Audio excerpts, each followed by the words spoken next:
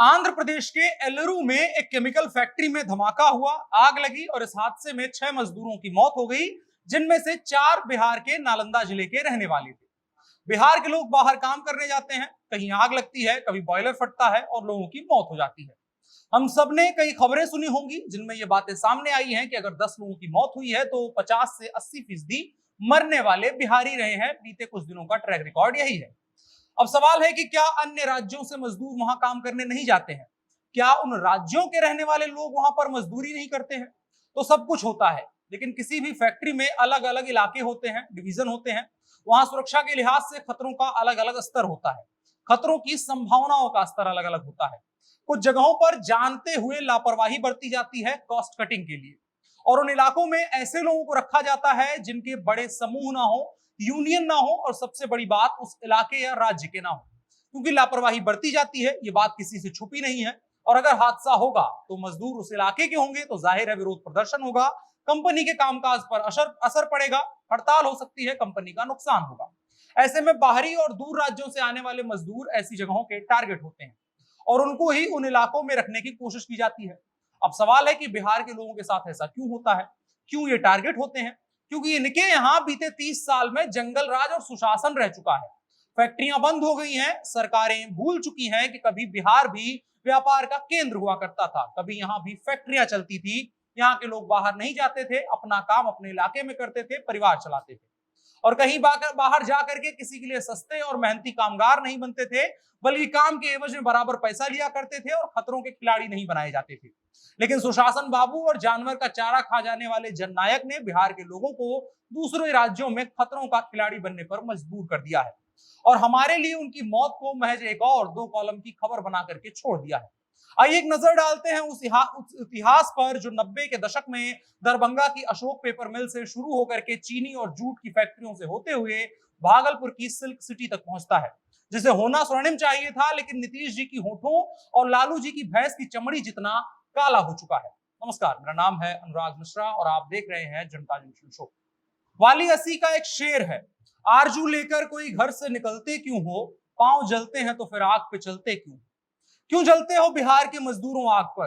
क्यों जाते हो अपने घर से दूर किसी फैक्ट्री के बॉयलर फटने, गैस लीक होने और आग लगने पर जल जाने के लिए? क्यों जाते हो? जवाब नहीं पता है। ये सवाल हमारा आपसे है भी नहीं, ये सवाल अब खुदा का सवाल है, क्योंकि सरकारें सवालों को सुनना कब से बंद कर चुकी हैं और हम सभी के पास कोई जवाब नहीं है। वन वे कम्युनिकेशन चल रहा है, जिसे भाषाई बाध्यता की वजह से कम्युनिकेशन यानी संवाद कहा जा रहा है, अन्यथा सही शब्दों में उसे तुगलकी फरमान कहा जाना चाहिए। हालांकि बड़े शब्दों के प्रयोग से बचना चाहिए, समस्याएं छोटी हो जाती हैं। खैर, क्यों कभी आंध्र प्रदेश, कभी कर्नाटक में जाकर के बिहार का स्वाभिमान किसी फैक्ट्री में जल जाता है। वहां से कुछ पैसे दिए जाएंगे, यहाँ सरकार कुछ पैसे दे देगी और उस मौत को जस्टिफाई कर दिया जाएगा, उसका व्यापार हो जाएगा। तो क्या वो सिर्फ कमाने गए थे? पैसा ही कमाना था तो नीतीश जी ने फैक्ट्री नहीं बनाई है, लेकिन शराब और गांजा तस्करी बुरा ऑप्शन नहीं दिया है। मरने का स्कोप नहीं है, जेल जाने के भी कुछ खास खतरे नहीं है, लेकिन वो सीधे साधे लोग थे, मेहनत करके वाजिब पैसा कमाने गए थे सम्मान के साथ, इसलिए मारे गए हैं। अब सवाल पर आते हैं कि दरभंगा की अशोक पेपर मिल क्यों बंद हो गई? क्यों चीनी का सारा कारोबार महाराष्ट्र में चला गया? क्यों बंद हो गई जूट की सारी फैक्ट्रियां? क्यों भागलपुर बस गूगल पर सिल्क सिटी रह गया? जमीन पर यह सब बर्बाद क्यों हुआ है? क्यों क्यों बीते 3 दशकों में सरकारों ने इसकी कोई सुध नहीं ली?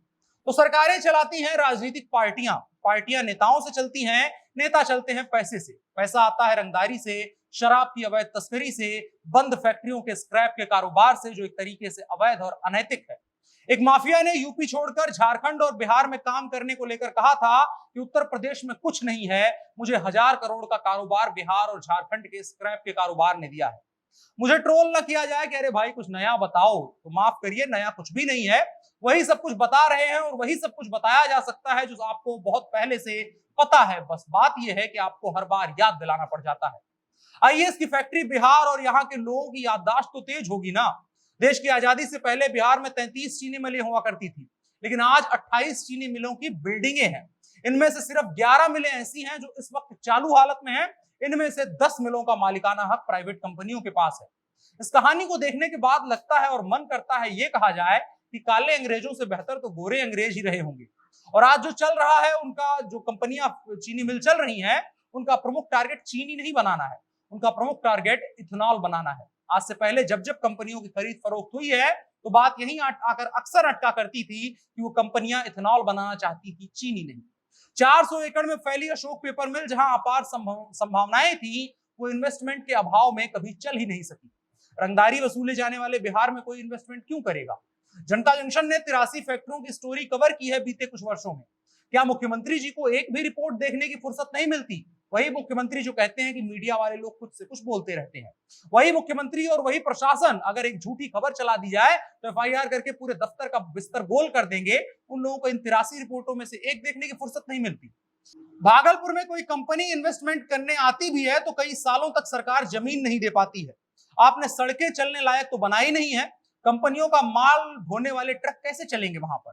हाँ, उन रूट्स को बड़े अच्छे से बनाया गया है जिनसे शराब की तस्करी की जाती है। और यही बस इस सरकार की, बिहार की जो 30 साल की सरकारें रही हैं, यहाँ की दूरदर्शिता इतने में ही दिखती है। क्यों बंद हो गई मढ़ौरा की चीनी मिल? वहां तो बिहार सरकार को सड़क का भी काम नहीं करना था, भारत सरकार की ट्रेन से गन्ना आता था। इतनी बड़ी बड़ी फैक्ट्रियां कैसे कबाड़ घर में बदल दी गई?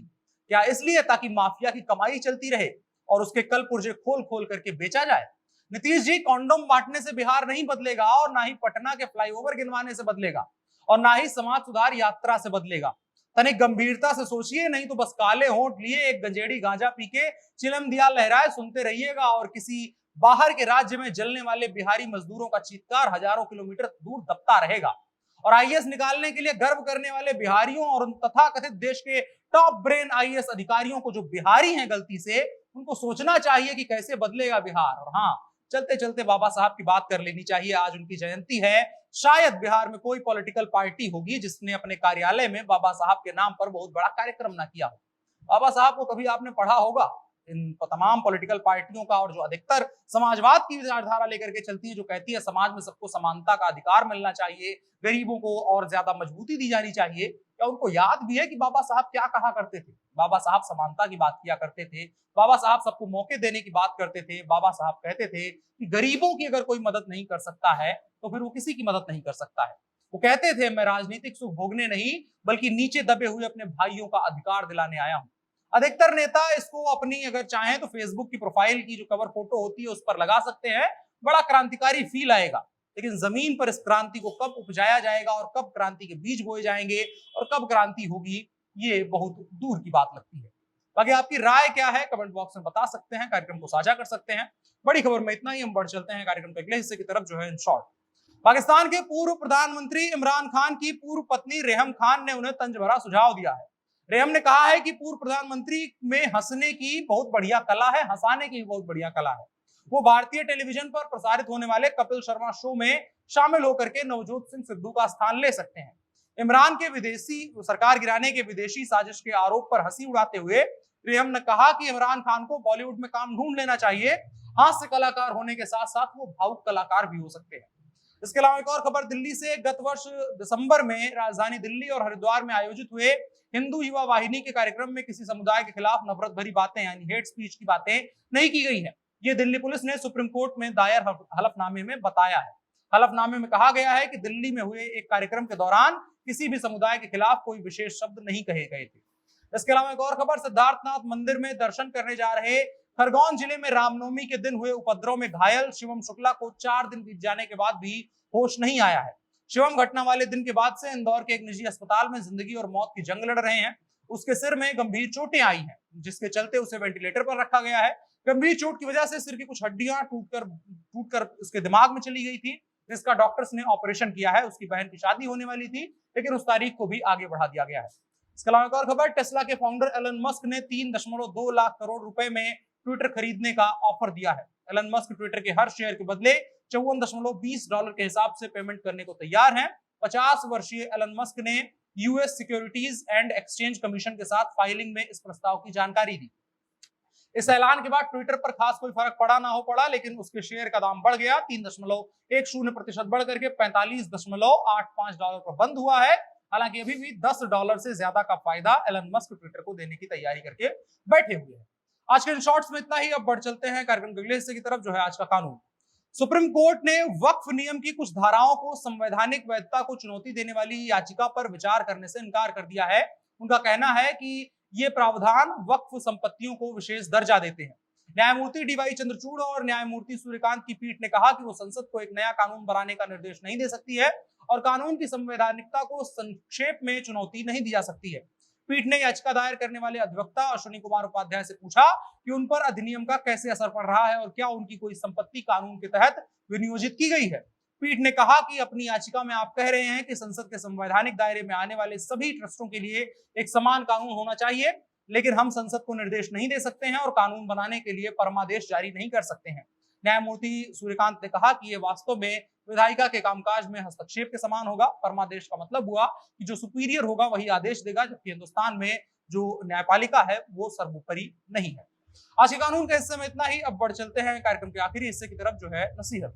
नसीहत एक बार फिर से बाबा साहेब भीमराव अंबेडकर की तरफ से है। वो कहते हैं, संवैधानिक स्वतंत्रता का कोई अर्थ नहीं है जब तक आप सामाजिक स्वतंत्रता प्राप्त नहीं कर लेते हैं। सामाजिक स्वतंत्रता कई मायनों में आती है। वो मानसिक रूप से हो सकती है, वैचारिक रूप से हो सकती है, राजनीतिक रूप से हो सकती है, अलग अलग रूपों में हो सकती है। संविधान आपको कह दे कि आप आजाद है तो आप आजाद नहीं हो जाते हैं। तमाम रूढ़ियों से, तमाम पूर्वाग्रहों से, तमाम राजनीतिक गुलामियों से, तमाम चीजों से जब आप आजाद होंगे तब असल मायनों में आप आजाद हो सकते हैं। बाकी राय आपकी क्या है कमेंट बॉक्स में बता सकते हैं, कार्यक्रम को साझा कर सकते हैं। और आज के कार्यक्रम में इतना ही। मेरा नाम अनुराग मिश्रा है। आप जनता जंक्शन शो देख रहे थे। कैमरे पर मेरे साथ प्रकाश थे। शुक्रिया।